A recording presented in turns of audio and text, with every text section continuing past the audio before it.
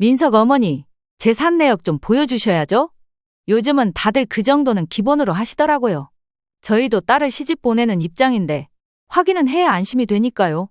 그 말 듣고 순간 귀를 의심했습니다. 내가 잘못 들은 건가 싶었어요. 근데 아니더군요. 정면으로 눈 마주치고 또박또박 말하는 걸 보니 이 사람들은 진심이었습니다. 상견례 자리에서 처음 만나자마자 재산 내역을 물어보다니 순간 손에 식은땀이 났습니다. 지선 아버지는 와인잔을 돌리며 여보, 그런 말은. 하고 말을 꺼냈지만 지선 어머니는 손을 휘저으며 말을 자르더군요. 당신은 가만히 있어요. 요즘 세상에 자식 결혼시키는데 이 정도는 알아야지. 우리 지선이가 고생할까봐 그러는 거예요. 그날 결혼을 그만두었어야 했는데 남편을 잃고 혼자가 된 후 기가 많이 죽어 있었나 봅니다. 아들 민석이의 간절한 눈빛을 보니 차마 말릴 수가 없었죠. 하지만 결혼 한 달 만에 들은 그 충격적인 말 한마디가 평생 참기만 했던 저를 완전히 다른 사람으로 바꿔놓았습니다. 오늘은 제가 어떻게 인생 최대의 위기에서 단호한 결정을 내리게 되었는지, 그리고 그 결정이 어떻게 저와 아들의 인생을 변화시켰는지 지금부터 말씀드리겠습니다. 시작하기 전에 오른쪽 하단 구독과 좋아요 버튼을 눌러주시면 더 많은 분들께 이런 사연을 전해드릴 수 있습니다. 모두 무료입니다. 저는 경기도 일산에 사는 올해 74살 윤말순이라고 합니다.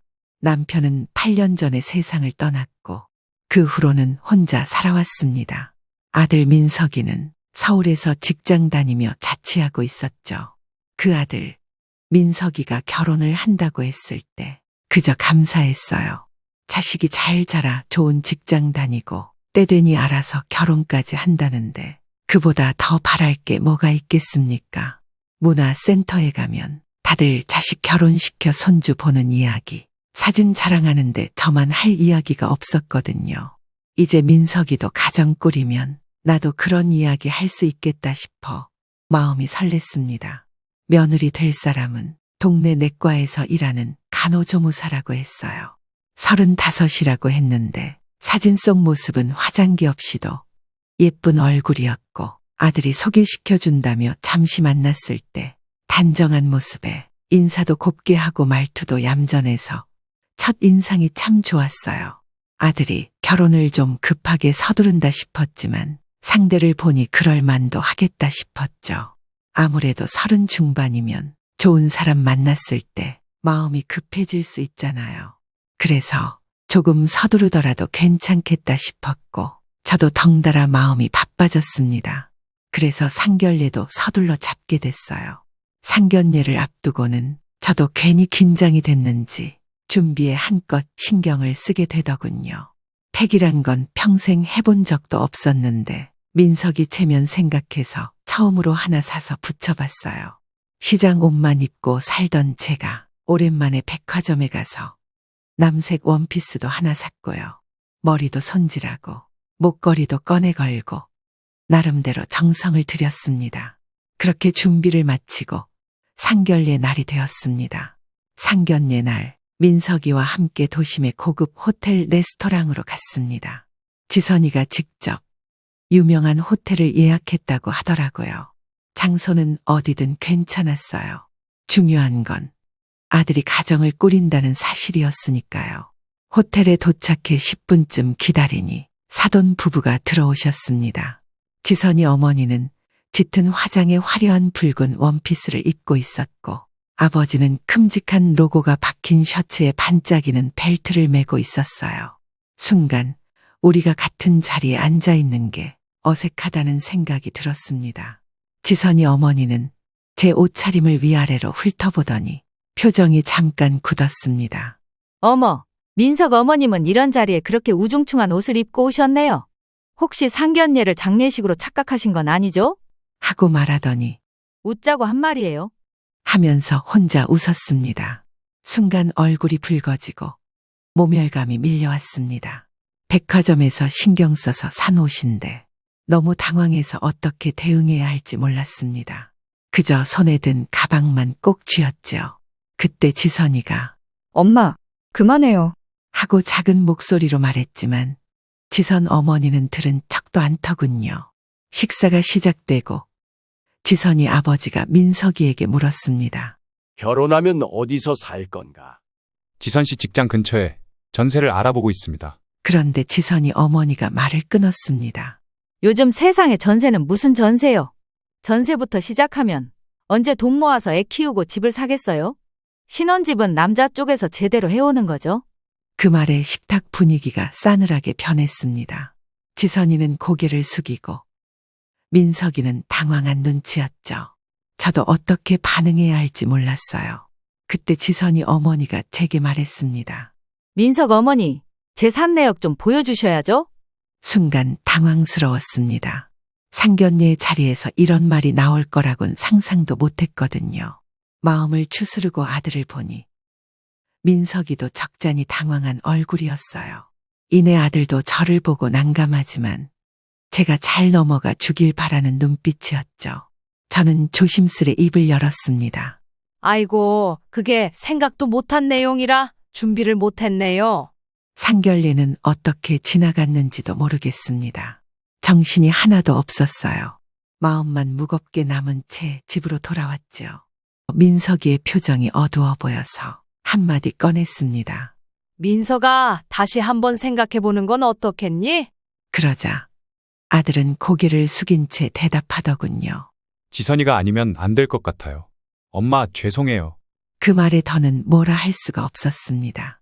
아들 얼굴에 그렇게 간절함이 묻어 있는데 어미가 무슨 말을 더 할 수 있겠어요. 결국 상견례의 자리에서 정해진 대로 5월 말에 결혼식을 하기로 했습니다. 세월이 참 빠르더라고요. 아예 기적이 갈던 게 엊그제 같은데 어느새 장가 보낼 아들이 됐구나 싶었어요. 문화센터에서도 이제 며느리 본다며 다들 축하한다고 한마디씩 하는데 웃을 수만은 없었습니다. 축하 인사를 들을 때마다 한편으론 마음 한구석이 무겁게 내려앉았습니다. 민석이는 본인이 모아둔 돈으로 전세를 마련하려고 했어요. 그런데 막상 부동산 다니며 계약을 하려니 금액이 부족하다고 하더라고요. 지선이가 원하는 동네가 좀 비싼 곳이라 그랬나 봅니다. 어느 날 저녁 민석이가 조심스레 말을 꺼냈어요. 엄마, 전세금이 생각보다 더 필요해서요. 혹시 말끝을 흐리는 아들 얼굴이 안쓰러웠습니다. 민석이 결혼할 때를 대비해 민석이가 어릴 적부터 모아둔 돈을 꺼냈습니다. 1억 5천만 원이었어요. 큰 돈이었지만 미리 준비를 해둔 게 얼마나 다행이던지 감사했어요. 그렇게 전세금까지 마련된 걸 보니 마음이 놓였습니다. 상견례 날 지선 씨 어머니가 혼수는 저희가 잘 준비해서 보낼게요. 라고 말했으니까 이젠 둘이 알아서 잘 준비하겠지 싶어 신경 쓰지 않았습니다. 그런데 결혼식이 한 달 앞으로 다가오자 민석이가 또 말을 꺼냈어요. 엄마, 이것저것 하다 보니까 돈이 좀 빠듯해요. 결혼 준비할 게 생각보다 많아서 돈이 더 필요할 것 같아요. 죄송한데 좀 더 도와주시면 안 될까요? 시간이 촉박하다고 하니 그냥 제 카드를 하나 건네줬습니다. 그때만 해도 민석이가 예식장 계약금이나 신혼여행 비용 같은 필요한 것들에 몇백만 원 정도 쓰려나 했죠. 급할 때만 써라. 꼭 필요한 것만. 그렇게 당부하고 줬던 카드였어요. 그러고는 일주일쯤 지났을까요? 제 휴대폰에 결제 문자가 띠링하고 울렸습니다. 신세계 백화점에서 2천만 원이 긁혔다는 문자였어요. 순간 놀랐어요. 손이 덜덜 떨리더라고요. 바로 민석이에게 전화를 걸었어요. 민서가 이게 무슨 일이니? 백화점에서 이렇게 큰 돈을 긁다니. 대체 어디에 쓴 거니? 민석이가 말끝을 흐리며 대답했어요. 아, 그게 지선이가 혼수 준비한다고 해서 카드를 좀 줬어요.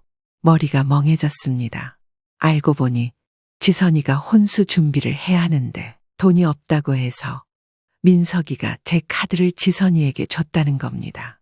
지선 부모님은 혼수는 알아서 준비해서 보낸다더니 결국 저희 돈으로 다 마련한 셈이었죠. 그 말을 믿었던 제가 바보였죠. 삼성 최신형 냉장고에 QLED TV, 수입 가구까지 다 고가품만 골랐더라고요. 당장이라도 결혼을 그만두라 하고 싶었지만 아들이 자처한 일이라 뭐라 말은 못했습니다. 이미 날짜는 다 잡혔고 준비도 많이 진행된 상태였으니까요. 그저 내 아들 잘 살면 되지 하고 위안 삼았습니다. 하지만 마음속으로는 깊은 한숨이 나왔어요. 이 결혼 깨야 하는 거 아닐까. 그랬다가 아들이 평생 날 원망하면 어쩌지. 밤마다 이런 생각이 머릿속을 맴돌아 잠을 이루기 힘들었습니다. 어떻게 하는 게 민석이에게 좋을지 하루에도 몇 번씩 마음이 갈팡질팡했어요. 결혼식 전날 신혼집에 가보니 지선 씨 부모님도 와 계시더군요. 새 가구와 가전제품들이 반짝반짝했어요. 지선 씨 어머니는 거실 한가운데 서서 이것저것 지시를 하며 마치 자기 집인 양 구석구석 훑어보고 있었고 지선 씨 아버지는 소파에 앉아 골프 채널을 보며 간간히 여보, 좀 그만해. 피곤하다. 라고 말했지만 지선 어머니는 들은 척도 않았습니다. 제가 들어서서 인사를 했지만 지선 어머니는 힐끗 쳐다보더니 못 본 척 다시 인테리어 이야기로 돌아갔고 지선 아버지는 겨우 고개만 끄덕이며 TV에서 눈을 떼지 않았습니다. 아니, 이 소파는 왜 이쪽에 뒀어? 햇빛 들어오는 쪽으로 돌려놔야지. 지선아, 커튼도 좀 바꿔야겠다. 이건 전체 분위기랑 안 맞네. 그러더니 지선이를 바라보며 한마디 했습니다. 우리 딸 고생 많이 했네. 이것저것 준비하느라. 그때서야 제가 있는 걸 인식한 듯 저를 슬쩍 바라보며 마치 자랑이라도 하듯 덧붙였습니다. 사돈은 이런 고급 가구들 어떠세요? 우리 지선이가 다 샀어요. 안목이 좋죠? 지선 아버지가 그제야 TV에서 눈을 떼며 말했어요. 여보, 그만 좀 해. 하지만 거실엔 이미 어색한 정적이 흘렀습니다. 정말 어이가 없었습니다. 제 카드로 2천만 원을 긁어놓고 속으로 생각했지만 아들과 지선이가 민망할까봐 그저 입술만 깨물었습니다. 민석이는 저와 지선 부모님 사이에서 어찌할 바를 모르는 듯 그저 아, 네 라며 고개만 끄덕이더군요. 제 눈을 마주치지도 못하는 모습에 마음이 허탈하고 씁쓸해졌습니다. 그날 밤 이불을 덮고 누워 있었지만 도저히 잠이 오질 않았습니다. 가슴이 답답해서 몇 번이나 뒤척이다가 결국 새벽녘까지 잠을 이루지 못했어요. 이렇게 시작하면 나중에 아이까지 생겼을 때는 어떻게 될까? 내가 참아야 하나? 아니면 지금이라도? 이런 생각이 머릿속을 맴돌았습니다. 그렇게 아들은 결혼을 했고 잘 살면 된다 스스로를 달랬습니다. 결혼식이 끝나고 신혼여행도 다녀왔을 텐데도 아들은 연락이 없었습니다. 기다리다 못해 제가 먼저 전화를 걸었죠. 신혼여행은 잘 다녀왔니? 아, 엄마. 바빠서요. 죄송해요. 제가 다시 전화 드릴게요. 그렇게 전화를 끊은 후 2주가 다 되도록 다시 전화가 오지 않았습니다. 며느리도 전화 한 통 없었습니다. 집에 들른다는 말도 안부 인사도 없었어요. 연락을 해볼까 하다가도 혹시 신혼인데 방해가 되면 어쩌나 싶어 그냥 참았습니다. 아침 저녁으로 그저 전화기만 쳐다보게 되더군요. 왜 연락 한 통 없을까? 이런 생각에 잠도 설치게 되었어요. 문화센터에 가면 다들 말순이 너는 아들 결혼시켰다더니 얼굴이 좋아졌구나. 이젠 근심 걱정 없겠어. 이런 말 듣는 게 괜히 서글펐어요. 남의 속도 모르고 그러던 어느 날 초인종이 울렸어요. 아들 민석이었어요. 연락도 없이 불쑥 찾아온 거였습니다. 민석이구나. 왜 이제 왔니? 반가운 마음에 얼른 들어오라고 했죠. 그런데 민석이 얼굴이 어딘가 긴장된 것 같았어요. 옛날처럼 편하게 들어오는 게 아니라 왠지 어색하게 신발을 벗더라고요. 거실에 앉은 민석이는 자꾸만 시계를 보고 휴대폰도 계속 만지작거리고 있었습니다. 밥은 먹었다기에 차라도 한 잔 마시자고 준비하려는데 민석이가 갑자기 말을 꺼냈어요.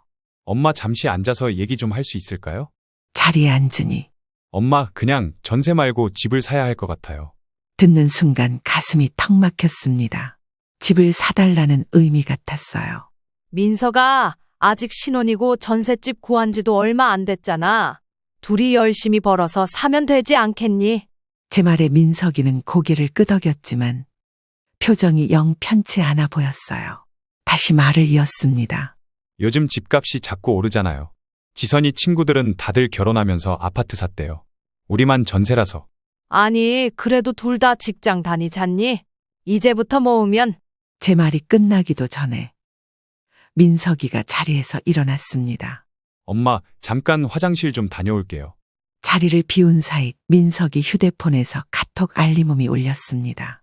일부러 보려던 건 아니었는데 테이블 위 휴대폰 화면에 뜬 메시지가 눈에 들어오더라고요. 며느리였습니다. 어떻게 됐어? 말했어? 안 된다고 하면 이번 주말에도 난 인사 못 가. 순간 온몸에 전율이 흘렀습니다. 민석이가 화장실에서 나오자마자 휴대폰을 황급히 집어들더니 화면을 확인하고 얼굴색이 변했어요. 그러더니 갑자기 시간이 늦었다며 서둘러 일어났습니다. 엄마, 다음에 또 올게요. 지선이가 기다릴 거예요. 그렇게 급하게 나가는 민석이의 뒷모습을 보며 가슴이 아팠습니다. 그저 잘 살기만 바랐던 아들인데 이제는 며느리 말 한마디에 이렇게 변해버리다니. 현관문이 닫히고 나서야 긴 한숨이 나왔어요. 밤새도록 잠을 이루지 못했습니다. 아들 휴대폰에서 본 그 메시지가 자꾸만 머릿속을 맴돌았어요. 무슨 의미일까? 뭔가 좋지 않은 예감이 들었습니다.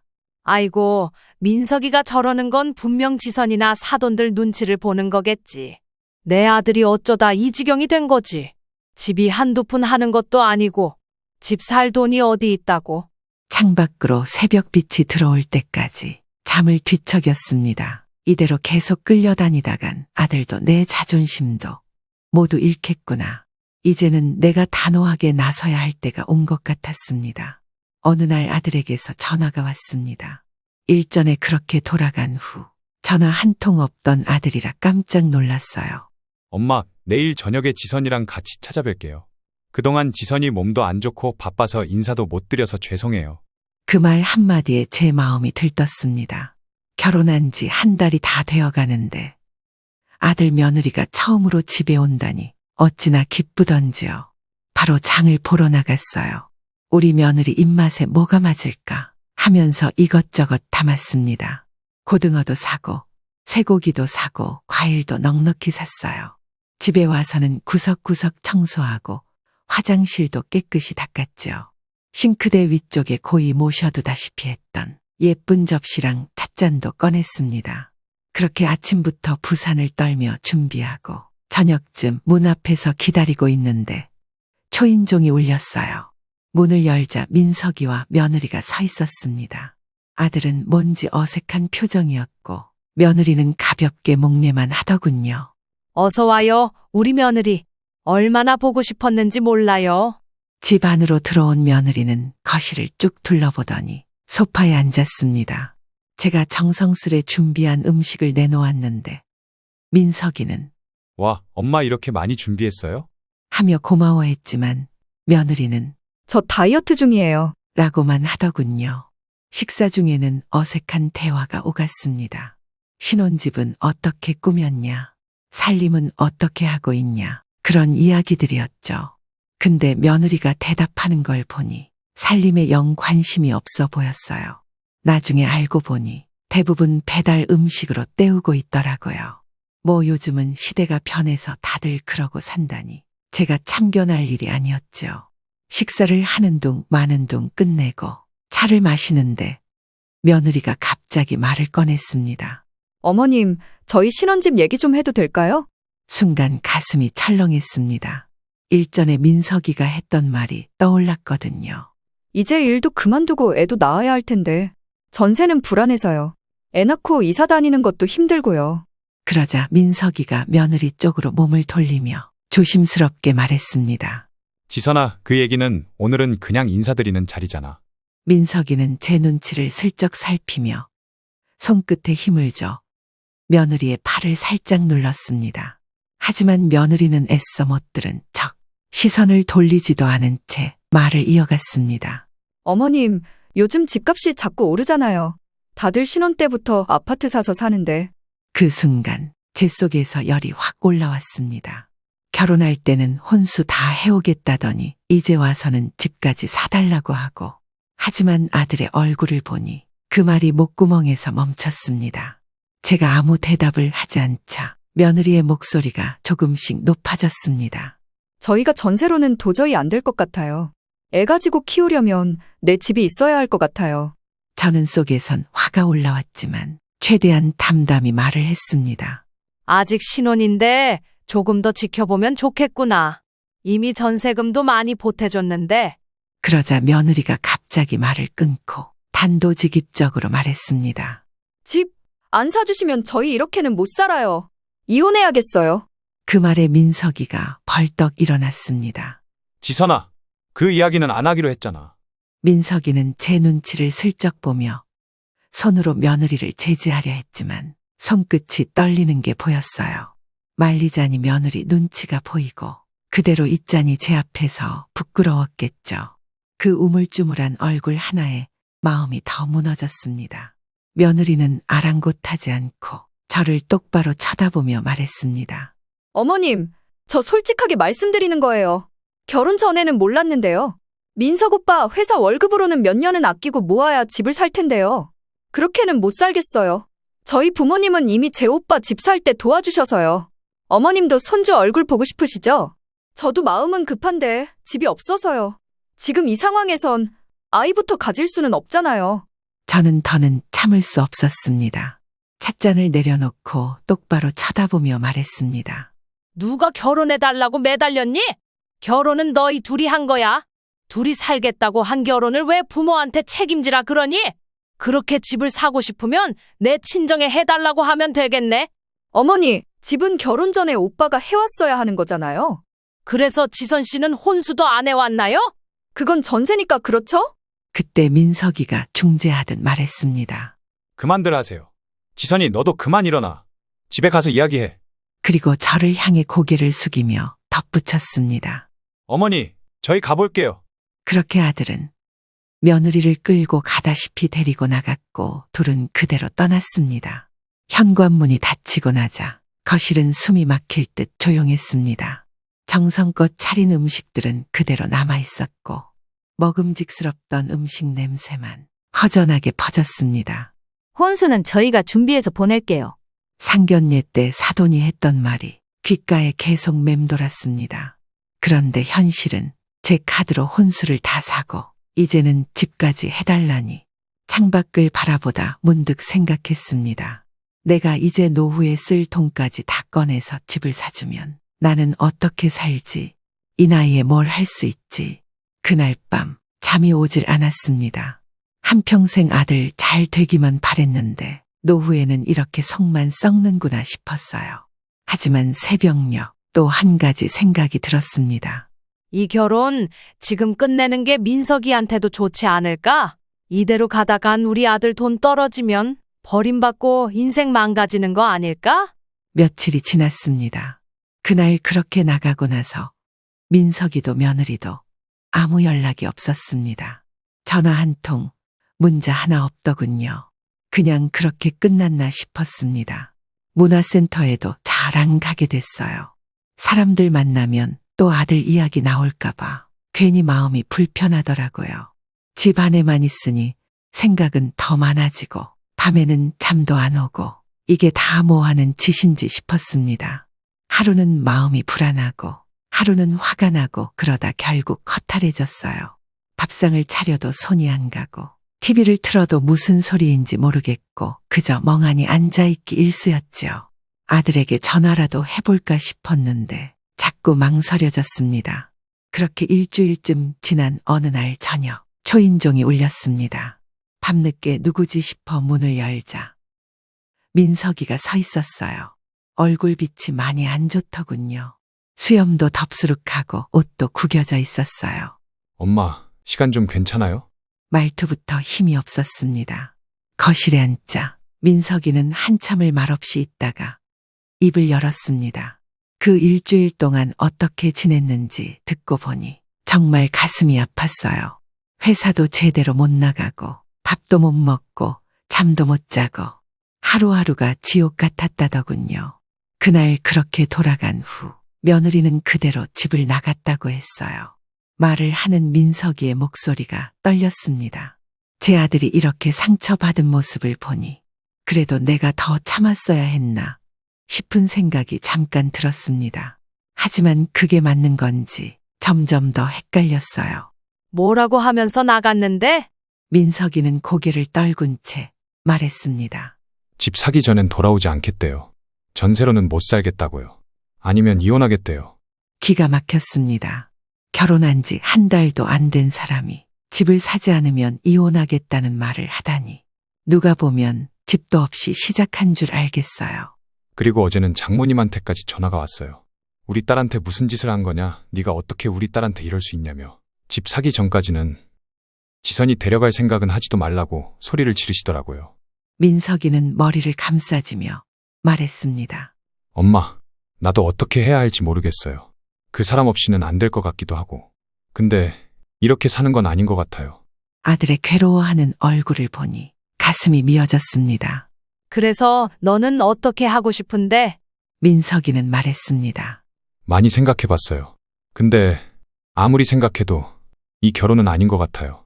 사랑한 건 맞지만 이제는 안 되겠어요. 그 말에 저는 안도의 한숨이 나왔습니다. 그래, 내가 그렇게 하겠다고 하니 하는 말인데 잘 생각했어. 벌써부터 이러면 앞으로 결혼 생활은 뻔하지 않겠니? 지금 힘든 건 시간 지나면 다 지나가. 요즘엔 이혼이 흠도 아니고. 민석이는 눈치를 보듯 말을 이었습니다. 근데 엄마, 저희 아직 혼인신고도 안 했어요. 그 순간 말로 하진 않았지만 다행이다 싶은 안도감이 들었어요. 뭐? 아직 혼인 신고도 안 했다고? 민석이는 고개를 끄덕였습니다. 지선이가 그냥 시간 지나고 애 생기면 하자고 해서 미뤘거든요. 저는 그제야 모든 게 이해됐습니다. 그래서 이혼 이야기가 그렇게 쉽게 나왔던 거구나. 혼인 신고도 안 했으니 책임질 것도 없고 다 계획이 있었나 보네. 민석이는 아무 말도 하지 못하고 고개를 떨궜습니다. 그 얼굴을 보는데 무슨 악연으로 이렇게 만난 건지 며느리에 대한 정이 뚝 떨어졌습니다. 됐고, 너도 이제 정신 차려. 그 사람이랑 계속 엮이면 너만 힘들어져. 사랑도 결국 사람 보고 하는 거야. 다시 그 사람 만날 거면 만나. 대신 그땐 내가 너 안 본다. 민석이는 고개를 끄덕이며 눈물을 훔쳤습니다. 그제야 민석이 얼굴이 조금 편안해 보였어요. 아마 혼자 끙끙 앓다가 결심하고 온 거겠죠. 엄마, 그동안 죄송했어요. 내가 사람 보는 눈이 없어서. 저는 아들의 어깨를 토닥였습니다. 이제라도 깨달은 게 다행이야. 돈은 잃어도 너 자신은 잃지 마라. 내가 너 힘들어하는 거 더는 못 봐. 돈보다 내 아들 행복이 더 중요해. 공부만 하느라 제대로 연애를 못한 아들이 사람 보는 눈이 없는 삶을 산 것이 한편 안타까웠습니다. 상견례 때 재산 내역을 보여달라고 했을 때 과감히 말렸어야 했는데 뒤늦은 후회가 되었지만 이미 지나간 일 후회한들 뭐하냐며 마음을 추스렀습니다. 아들의 의사를 재차 확인한 후 그 후로 며칠 동안 민석이와 함께 신혼집을 정리했습니다. 사실 신혼집이라 이제 막 시작한 터라 지선이 물건은 옷까지 몇 벌이 전부였어요. 그것들은 상자에 담아 지선이네로 보냈고 혼수로 샀던 가전제품들은 당근 마켓에 올려서 정리했어요. 요즘엔 다들 그렇게 하더라고요. 신혼 살림이 한 달 만에 정리되는 걸 보니 마음이 복잡했지만 어쩔 수 없었습니다. 아들 결혼한다고 얼마나 기뻐했는데 결국 이렇게 팔아치우게 될 줄 누가 알았을까요? 전세금도 집주인에게 말해서 위약금 물고 돌려받기로 했습니다. 민석이는 저희 집으로 들어왔습니다. 그러나 여전히 밤에 잠을 잘 이루지 못하는 것 같았어요. 밥도 제대로 못 먹고 간혹 먹다 말고 멍하니 있는 모습을 보면 아직 완전히 마음을 정리하진 못한 것 같았습니다. 지선이 옷가지가 택배로 도착했을 즈음 지선이가 아들 폰으로 연락을 하기 시작했대요. 민석이 말로는 처음엔 문자였다고 하더라고요. 이 물건들은 왜 보냈어? 잠시 마음이 복잡해서 쉬러 온 건데 이러면 나 어떡하라는 거야. 그러다 말미엔 그동안 미안했어. 그런 문자가 왔다고 하더라고요. 그러다 이젠 지선이가 계속 전화를 한다고 해요. 처음엔 받지 않았는데 너무 많이 와서 결국 받았더니 울먹이는 목소리로 미안하다고 돌아가고 싶다고 했다는 겁니다. 그래서 넌 뭐라고 했니? 그냥 이제 안 될 것 같다고 헤어지자고 했어요. 민석이는 힘없이 말했지만 그래도 다시 돌아갈 것 같지는 않아 조금은 안심이 됐어요. 하지만 그 평온은 오래가지 않았습니다. 민석이가 집에 있을 때면 전화벨이 수시로 울렸거든요. 처음엔 하루에 2~3번이었는데 점점 횟수가 늘었어요. 민석이는 전화가 올 때마다 핸드폰을 들고 조용히 방으로 들어갔습니다. 어느 날은 방 안에서 다소 격한 목소리가 새어나왔습니다. 제발 그만하자. 더는 말하지 마. 네가 원했던 대로 우린 끝났어. 다시는 연락하지 마. 민석이가 통화를 끝내고 나왔을 때 얼굴이 많이 상기되어 있었어요. 지선이니? 제가 물었고 민석이는 고개를 끄덕였습니다. 이제는 협박까지 해요. 자기가 여자니까 이 상황에서 더 유리하게 빠져나갈 수 있다면서. 민석이는 한숨을 쉬며 말했습니다. 처음엔 미안하다, 다시 시작하자고 하더니 며칠 전엔 전세도 괜찮다면서 돌아오고 싶다고 하더라고요. 그 말에 저는 조금 놀랐습니다. 집 사달라며 이혼 운운하던 사람이 이제 와서 전세도 괜찮다니. 그리고 오늘은 태도가 완전히 바뀌었어요. 혼인신고라도 하자, 그러면 믿어줄 거냐고. 안 믿으면 내 회사에 소문내고 가만 안 둘 거라고 하네요. 민석이 눈의 목소리가 떨리더군요. 엄마, 전 더는 안 믿어요.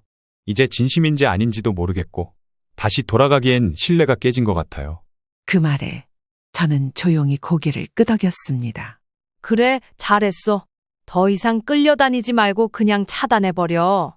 민석이가 그렇게 하겠다고 했는데 며칠 뒤 또 전화가 왔습니다.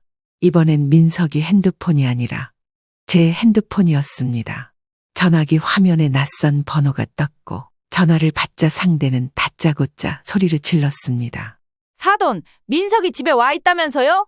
아니, 지선이가 친정에 와 있으면 데리러 가라고 보내야지. 집으로 데려가시면 어떡하나요? 지선이가 실수한 걸로 이렇게까지 하시면 너무하잖아요?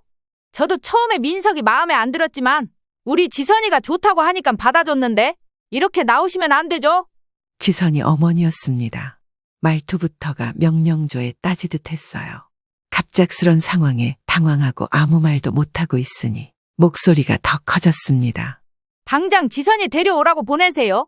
우리 지선이가 얼마나 상처받았는지 아세요? 전세도 괜찮다고 양보했잖아요? 저는 참다 말했습니다. 마음에 안 드셨다면서 원하는 대로 되셨는데 왜 화를 내시죠? 그리고 그 실수라는 게 집안 사주면 이혼하겠다는 소리예요. 결혼 한 달도 안 됐는데 그런 말이 나오나요? 이미 아이들끼리 정리한 걸로 아니까 제게 전화하지 마세요. 상대는 전혀 물러서지 않았습니다. 애가 아직 정리도 안 됐는데 이렇게 나오시면 저희도 가만히 있지 않을 거예요. 누구 인생 망쳐놓고 이대로 끝내시겠다는 거예요? 우리도 다 증거 있어요. 민석이 회사에도 연락할 거고 지선이 그렇게 내치신 거 법적으로 문제 삼을 거예요. 민석이 회사요? 무슨 소문을 내실 건데요? 집안 사준다고 이혼한다는 지선이 부모를 보니 왜 그렇게 자랐는지 알겠네요? 뭐라고요? 지금 말 다 했어요? 저희도 변호사 선임할 테니 변호사랑 이야기하세요. 혼인 빙자에서 남의 인생 망쳐놓고 결혼 한 달 만에 집 문제로 협박한 거 그대로 대응하겠습니다. 피해 보상 청구도 할 거고요. 문자 내용, 통화 녹음 다 있어요. 그리고 아직 따님 욕으로 혼인신고도 안 됐으니 법적으로는 아무 관계도 아니에요. 지선 엄마는 잠시 주춤하더니 그럼 진짜 끝내자는 거예요? 하고 다소 수그러든 모습이었습니다. 애초에 저희 애가 마음에 안 드셨댔죠? 그 집에 어울리는 사위 다시 알아보세요. 집 있는 사람으로요. 우린 여기까지입니다. 앞으로 이런 전화하지 마세요. 그리고 전화를 끊었습니다. 손이 덜덜 떨려서 핸드폰을 내려놓을 수도 없었어요. 가슴이 쿵쾅거려서 마음을 진정시키느라 한참을 앉아 있었습니다. 그날 밤 민석이에게 전화가 왔었던 일을 말했습니다. 민석이는 말없이 제 말을 다 듣더니 죄송해요, 엄마. 저 때문에 이런 일에 휘말리게 해서. 그래도 일찍 알아서 다행이라고 생각하자. 애라도 있었으면 더 힘들어졌을 테니깐 앞으로 그 사람들 연락 와도 받지 말아라. 내 인생 살아. 민석이는 울먹이며 고개를 끄덕였습니다. 엄마, 정말 죄송해요. 제가 엄마한테 이런 고생을 시키다니. 밤늦게까지 민석이 방에서 흐느끼는 소리가 들렸어요. 가슴이 아팠지만 이 상처가 지나가야 다시 시작할 수 있을 거라고 생각했습니다. 다음 날 아침 민석이가 먼저 일어나 커피를 내리고 있더군요. 작은 변화였지만 아들이 조금씩 회복되고 있다는 신호 같았습니다. 그날 이후로 지선이네는 더 이상 연락이 오지 않았습니다. 큰 소리 치던 사람들이 갑자기 잠잠해지니 오히려 더 불안한 마음이 들었어요. 하루하루가 지날 때마다 이제 정말 끝인가 싶은 생각이 들었습니다. 마음 한켠에서 처음으로 이런 생각이 들었습니다. 이제 나도 그 일에서 벗어나야겠다. 그동안 자식만 바라보고 살았지만 이제는 내 삶도 돌아봐야겠다는 마음이 들었어요. 지선이네에서 연락이 끊긴 후에도 한동안은 마음이 편치 않았습니다. 혹시 또 무슨 일이 생기지 않을까 밤마다 잠을 설치곤 했어요. 법적으로 문제 삼겠다던 말이 자꾸 귓가에 맴돌았거든요. 그렇게 한 달, 두 달. 시간이 흐르면서 불안함도 조금씩 줄어들었습니다. 3달이 지나도 아무 일이 없자 그제야 정말 끝났구나 싶었어요. 서서히 일상으로 돌아가기 시작했습니다. 아침에 뜨거운 차를 한 잔 내리며 창문을 열었습니다. 전에는 그 조용함이 낯설고 무서웠는데 이제는 이 고요함이 저를 위로해 주는 것 같았습니다. 민석이도 변했습니다. 처음에는 회사도 제대로 못 나가고 웃는 모습을 볼 수 없었는데 시간이 지나면서 조금씩 나아지더군요. 아마도 제가 생각했던 것보다 민석이는 더 많은 상처를 받았을 텐데요. 그래도 생각보다 빨리 일상으로 돌아와줘서 참 다행이었습니다. 현관문을 나서며 시장 바구니를 챙기고 돌아오는 길에 꽃집 앞에서 국화 한 송이를 샀습니다. 예전 같았으면 그 한 송이도 아까워 그냥 지나쳤을 텐데요. 이젠 조금은 달라졌습니다. 그 일을 겪고 나니 저도 변했어요. 돈보다 중요한 게 많다는 걸 깨달았달까요. 그렇게 시간이 흘러 어느새 1년이 다 되어갔습니다. 민석이는 말수는 줄었지만 표정이 편안해졌고 언젠가부터는 저녁이면 조용히 산책을 나가더군요. 가끔은 회사 동료들과 약속도 잡고 취미 생활도 시작했어요. 그러던 어느 날 아들이 조심스럽게 말을 꺼냈습니다. 엄마, 저 요즘 만나는 사람이 있어요. 이번엔 천천히 만나면서 서로 맞는지 잘 알아볼게요.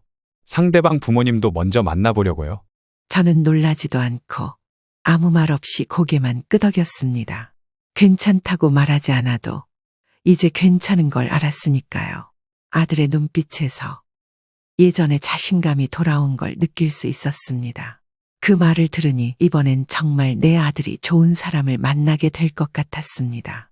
그렇게 어려운 시간을 함께 이겨내면서 오히려 우리 모자는 더 단단해졌습니다. 내 아들을 지켜냈고 우리는 다시 행복해졌습니다. 이제는 어떤 일이 와도 다시 무너지지 않을 겁니다. 오늘 이야기가 마음에 드셨다면 좋아요와 구독 부탁드립니다. 알림 설정도 해두시면 다음 사연도 놓치지 않고 빠르게 만나보실 수 있어요. 여러분의 응원이 저희에게 큰 힘이 됩니다. 다음 시간에 또 다른 이야기로 찾아뵙겠습니다. 끝까지 함께 해주셔서 감사합니다.